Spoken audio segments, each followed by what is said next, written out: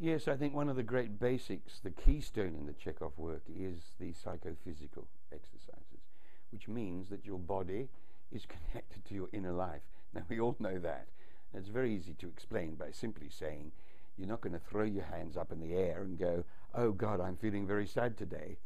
You're going to go, oh God, I'm happy. You don't go, I'm really happy today, where you come into gravity. So that's a really simple example of how the inner life is connected to the physical body. And for actors, that's the most important thing. The only thing you've got, your instrument really, and it is an instrument, is your physical body. Everything must be shown through that.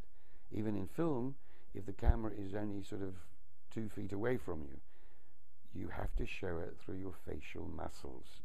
And that's the only thing that can express your emotional inner life, memories, thoughts, all those things that we experience all the time as inside us.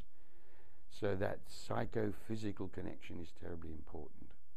What also is important, that we don't just get stuck on that sort of duality in a way. There is another element within this, and that's what I call the outside world. And it's everything in the outside world, the space around you, the air around you. And you also have to connect into that and have a relationship to that.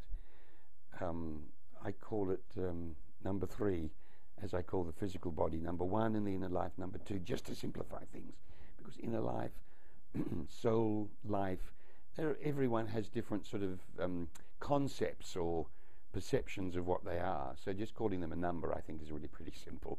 So it's a connection between 1 and 2, 1 being the physical body, and number 3 being the outside. I'll give you a very simple example of that.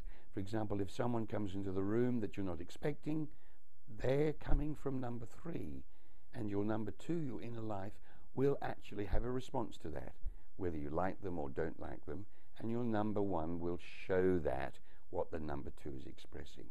Also, the impulse, as I call it, the impulse from someone coming into the room, the impulse can also be from number 2, from your inner life, namely a memory, something that actually doesn't come from number 3, the outside world, in that particular moment.